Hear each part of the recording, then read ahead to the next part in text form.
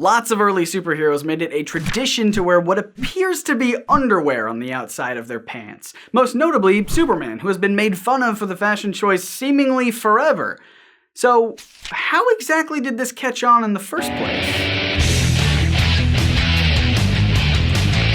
Welcome to Comic Misconceptions, I'm Scott, and this is part 2 in our 4-part series exploring the history behind the design of comic book superheroes. If you want to check out the rest of the videos in this series, I've got them all linked up right here in the corner or in the description down below. In this video, we'll be learning the answer to the age-old question, why in the world do superheroes wear underwear on the outside of their pants? First of all, we should probably correct a terminology issue. The garments in question aren't called underwear. I've never known underwear to have belt loops. The proper term is trunks, and they were specifically designed to be worn over tights like superheroes wear. They were inspired yet again by circus strongmen. And why did they wear trunks? Well, we've already talked about how they wore tights that granted them a full range of motion when performing, but those tights weren't the most concealing things to wear, so to allow themselves just a little bit more modesty, they covered up with an extra layer of trunks over their tights. This became a very iconic image. These trunks were associated with strength and power.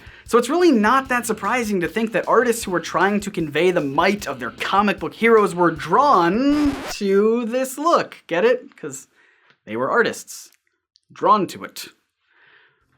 You can see this plainly in Batman's origin, where he displays the exact visual iconography of weightlifters and strongmen, including those famous trunks. For Superman specifically, some have speculated that Jerry Siegel and Joe Shuster, the creators of the Man of Steel, drew inspiration for their character from a specific circus strongman named Sigmund Zisha Breitbart. And this is likely for a few reasons, not the least of which is that his show was advertised as, quote, the Superman of the ages, and passed through the hometowns of Siegel and Shuster when they were children. There were also some really interesting practical reasons for including the trunks on heroes. Due to restrictions in the printing technology of the time, artists had to come up with ways to make their characters as clear as possible, even in very tiny panels. Having distinct lines that separated the pelvis from the rest of the body helped the readers more easily make out the details of the characters. Changes in color around specific areas like the hands, the feet, the waist, the chest, all helped the characters stand out on the page, which allowed for readers to instantly single them out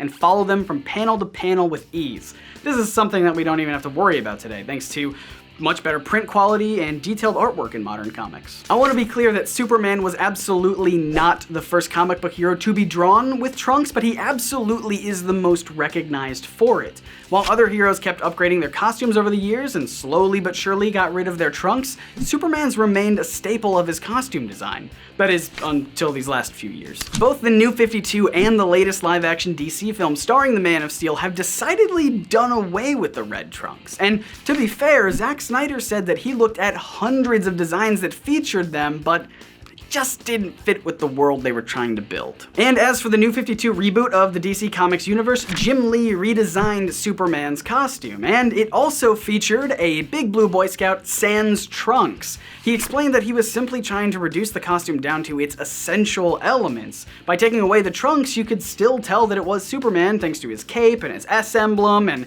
the overall color scheme. It has become harder and harder to modernize superhero trunks, as the iconography of circus strongmen isn't something we can all identify today as much as Siegel and Shuster could.